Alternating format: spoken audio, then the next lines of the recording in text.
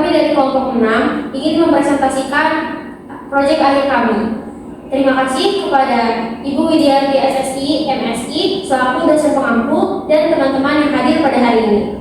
Perkenalkan, nama saya Nabila Cahaya Putri dengan NPM 2357051010 dan rekan saya Nabila Cahaya Nabisa dengan NPM 2317051032. Saya Riasa Fitri dengan NPM 2317051113.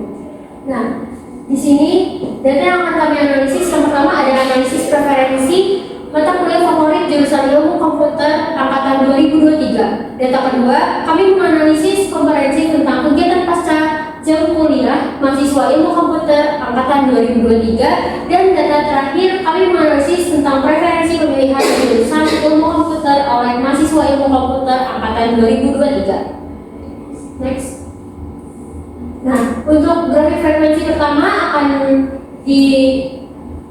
diserahkan kepada rekan saya yang bernama Ria, silahkan. Terima kasih. Berikut ini merupakan grafik frekuensi mata kuliah favorit mahasiswa Ilmu Komputer tahun 2023 dengan 41 responden. Dan masing-masing responden dapat memilih lebih dari satu mata kuliah favorit. Next. Nah, mata kuliah favorit yang memiliki jumlah terbanyak merupakan mata kuliah logika dengan 22 responden. Hal ini dikarenakan beberapa alasan, salah satunya karena mata kuliahnya yang mudah dimengerti dan pengajarannya yang menarik dan interaktif. Selanjutnya, mata kuliah yang memiliki jumlah tersedikit merupakan mata kuliah statistika dan probabilitas dengan jumlah responden 4 orang. Hal ini bisa saja dikarenakan karena materinya yang menarik, namun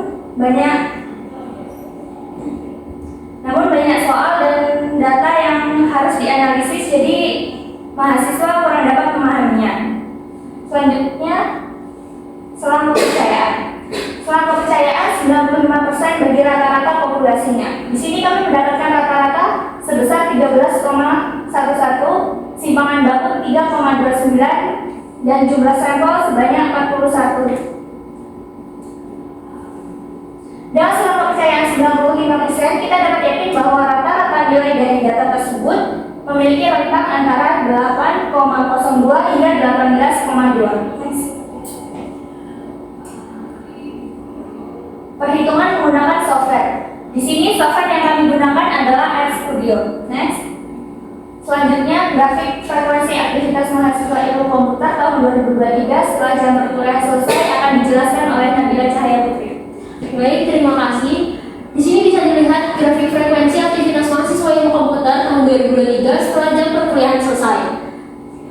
Di sini bisa dilihat bahwa aktivitas tidur memiliki jumlah frekuensi terbanyak atau tertinggi dengan jumlah 19 mahasiswa, dan yang paling terendah itu ada di aktivitas dagang dan baca atau kegiatan baca buku atau novel sebanyak 1 orang. Next. Nah, terus itu juga dapat diketahui mediannya itu dari aktivitas mahasiswa setelah jam perkuliahan itu 6, dan modus dari data mahasiswa jam perkuliahan selesai itu di 7, dan minnya rata-rata hasilnya 6. Next. Selang kepercayaan, tentukan selang kepercayaan 95% bagi rata-rata populasinya. Pembahasan rata-rata sebanyak 6,3, simpangan bakunya 9,42, dan sampel sebanyak 28. Nah, selang kepercayaan 98% bagi mu adalah, dengan selang kepercayaan 95% kita dapat yakin bahwa rata-rata nilai dari data tersebut berada dalam rentang minus 4,15 sampai 17,77. Next.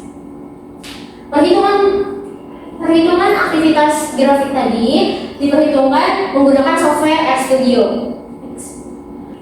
Selanjutnya, saya serahkan kepada rekan saya, Cahaya Nabisa. Silahkan. Baik, terima kasih. Di sini data ketiga kita mengambil bagaimana mahasiswa Ilmu Komputer itu menempatkan jurusan Ilmu Komputer pada opsi keberapa saat dia mendaftar kuliah. Nah, saat mendaftar kuliah itu kan ada 3 jalur, seperti ambil SNBP, SNBT, dan Mandiri. Dan dari ketiga jalur tersebut itu masing-masing mempunyai 2 opsi pilihan, yang pertama dan kedua pilihan kedua. Nah, dari situ kita lihat bagaimana mahasiswa Ilkom itu menemukan jurusan tersebut. Di sini sudah ditampilkan box plot. Di sini diketahui bahwa pada pilihan utama itu nilai maksimumnya itu terletak pada 14 orang, terus mediannya 10 orang, dan nilai minimumnya itu sekitar 4 orang. Dari sini kuartil utama itu berada di antara angka 6 dan 8, terus di kuartil 3-nya itu berada di angka 12. Terus di pilihan kedua, di situ diketahui bahwa nilai maksimumnya itu terletak pada angka 7 orang. Terus kuartil ketiganya itu berada di antara nilai 4 dan 5, terus mediannya 2, dan nilai minimum dari pilihan kedua itu 0. Dari grafik tersebut kita ketahui bahwa pilihan pertama ini lebih banyak ketimbang pilihan kedua, sehingga dari grafik ini kita bakal membuktikan apakah benar pilihan pertama itu lebih banyak ketimbang pilihan kedua. Next.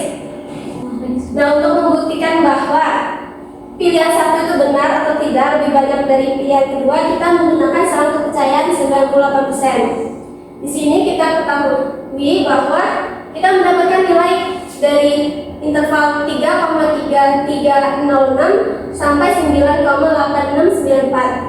Nah, dari hasil tersebut kita percaya bahwa selisih sebenarnya rata-rata pemilihan mahasiswa yang memilih jurusan ilmu komputer pada pilihan pertama dengan mahasiswa yang memilih jurusan ilmu komputer pada pilihan kedua tercakup pada interval 3,3306 sampai 9,8694. Karena kedua interval tersebut bernilai positif, maka terbukti bahwa rata-rata pemilihan mahasiswa ilmu komputer pada pilihan pertama lebih banyak ketimbang pada pilihan kedua. Selanjutnya, kita mengujinya dengan hipotesis pada tingkat signifikan 5%. Di sini pada soal disebutkan bahwa dengan tingkat signifikan 5%, dapatkah kita menyimpulkan rata-rata pemilihan mahasiswa yang memilih jurusan ilmu komputer pada pilihan pertama lebih banyak dibandingkan mahasiswa yang memilih pada pilihan kedua, sehingga terdapat perbedaan rata-rata antara pilihan satu dan pilihan kedua. Di sini kita menguji daerah kritis atau daerah penolakan H0. Kita tolak H0 jika p-value kurang dari alpha, dan tolak H0 jika nilai uji Z berada di dalam daerah kritis. Daerah kritis itu yang selang kepercayaan tadi itu yang berada di antara 3,306 dan sampai 9,8694. Dari sini kita ketahui bahwa nilai Z-nya ketemunya 4,6935.